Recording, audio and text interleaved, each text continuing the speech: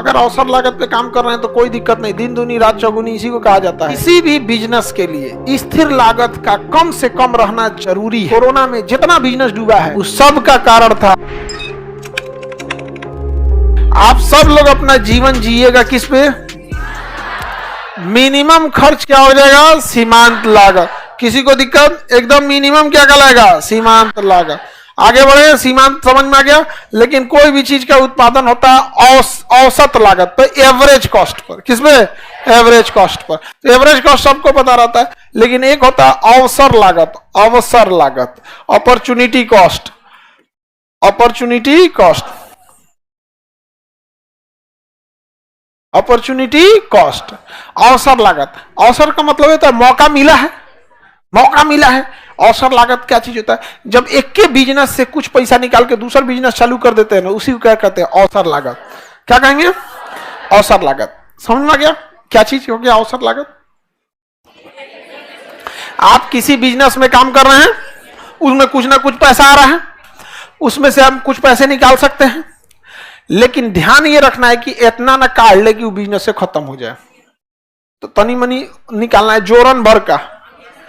किसी बिजनेस से निकाली गई वह धनराशि जो दूसरे बिजनेस को खड़ा कर सके क्या कहलाती है? अवसर। अवसर लागत में दो चीजों का ध्यान देना होता है कि जिससे आप पैसे निकाल रहे हैं वो डूबना नहीं चाहिए, और जिसमें पैसा लगा रहे हैं वो सूखना नहीं चाहिए। समझ में आ गया? यानी जो नए बिजनेस है उसके सीमांत लागत से ज्यादा हो, क्योंकि कोई भी बिजनेस कम से कम कितना चाहिए? सीमांत। मिनिमम वैल्यू क्या कहलाएगी? सीमांत। Marginal cost. समझ में आ गया कि नहीं आ गया?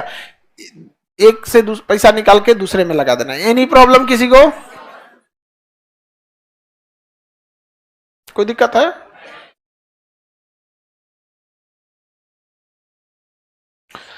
तो एक नई इकाई स्थापित करने के लिए जो लागत लगाई जाती है क्या कहलाता है? किसी चल रहे बिजनेस से निकाला गया वह धनराशि जिससे कि वह बिजनेस प्रभावित ना हो और एक नया उद्योग भी खड़ा हो जाए, उसी क्या कहेंगे? अवसर। अच्छी चीज है या नहीं है? इकोनॉमी में सबसे बेस्ट क्या है? अवसर लागत। अगर अवसर लागत पे काम कर रहे हैं तो कोई दिक्कत नहीं, दिन दूनी रात चौगुनी इसी को कहा जाता है। इधर कमाइए, धकाधक एक ब्रांच खोलिए। नहीं समझ में आ गया? अवसर लागत समझ में आ रहा है कि नहीं आ रहा है? लेकिन अवसर लागत में इतना कभी नहीं निकाला जाता है कि पुरानका वाला क्या हो जाए? डूब जाए। पुराना वाला नहीं डूबना चाहिए, उसी क्या कहेंगे? अवसर लागत। कई बार देखते होंगे ना कि खाना बना ले 4 आदमी खाती, तले एगो दोस्त चलाया तो सब में से तनी तनी काट लिया जाता है, पता नहीं चलता है, और वो करो दे दिए तो खा ले इतने। वो कहेगा कि पेट नहीं भरा है तो को 4 को सुनियो लेगा, तो बिना बतैले आया क्या है? समझ में गया? अवसर लागत में किसी को कोई दिक्कत नहीं है? लाइव वाले में किसी को कोई दिक्कत है तो बोलिए। आप लोग में समझ में आ रहा है? नई इकाई स्थापित करने के लिए न्यूनतम खर्चा, सीमांत लागत। समझ में आ गया? बाकी कुल और औसत एवरेज लागत तो आप समझते होंगे। एवरेज लागत नहीं समझते हैं जी? आप ही से किसी भी चीज से पूछेगा एवरेज कितना खर्चा आ जाएगा, नहीं बता देंगे। मोटा मोटी देहात में बोला जाता है एवरेज को। अब कुछ ऐसे लागत होते हैं जो फिक्स रहता है। क्या होता है? फिक्स होता है, इसलिए उसे हम स्थिर लागत कहते हैं। क्या कहेंगे? स्थिर लागत। फिक्स रहेगा तो स्थिर लागत। स्थिर लागत, स्थिर लागत को अंग्रेजी में क्या कहेंगे? Fixed cost. Fixed cost, fixed cost. जैसे किराया, किराया एक फिक्स्ड है। किराया क्या है? फिक्स्ड। जैसे इस क्लासरूम का जो रेंट है, इस क्लासरूम का जो किराया है वो फिक्स है। हम क्लास ले या क्लास न ले, चाहे एक बैच पढ़ाएंगे तो रेंट उतना ही देना होगा, और 10 बैच पढ़ाएंगे तो रेंट उतना ही देना। सुबह 7 बजे से लेकर रात 9 बजे तक क्लास में क्लासेस चलते रहता है, झाड़ू लगाने का फुर्सत नहीं मिलता इसमें। तो ये लागत कौन सा लागत है? स्थिर लागत। क्या है? स्थिर लागत। स्थिर लागत जो आपके एम्प्लॉय होंगे, क्या होंगे? एम्प्लॉय, वो भी एक तरह का स्थिर लागत ही है आपका, क्योंकि आपका छुट्टी भी दे देंगे 2 दिन, तो ऐसा थोड़ी है कि एम्प्लॉय के 2 दिन का सैलरी काटेंगे यहाँ पर। तो किराया कौन सा हो गया? स्थिर लागत हो गया।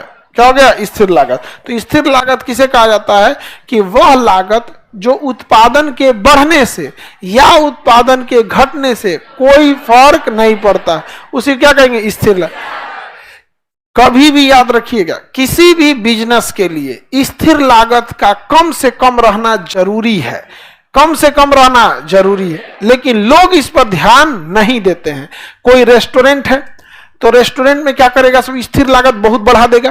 क्या करेगा, बड़ा एरिया ले लेगा कि लोग यहाँ खाना खाएंगे, उधर कुछ पार्क बना देगा, गार्डन टाइप का कुछ बना देगा, ताकि लोगों खाने में, जो भी वीआईपी जगह है वहां पर। बड़ा होटल है, होटल के साथ स्विमिंग पूल लगा देगा, उसमें एरिया और बढ़ाना पड़ेगा। यहाँ पे 10 गो गाड़ी का पार्किंग के लिए अपनी जगह ले लेगा कि मेरे गेस्ट आएंगे तो इसमें रखेंगे। स्थिर लागत है। आपका ग्राहक आए या ना आए, वो लागत क्या हो गया, स्थिर हो गया। स्थिर लागत अगर ज्यादा है और बिजनेस रुका तो सबसे पहले डूबाएगा। कोरोना में जितना बिजनेस डूबा है उस सब का कारण था स्थिर लागत। समझ में गया? जैसे भी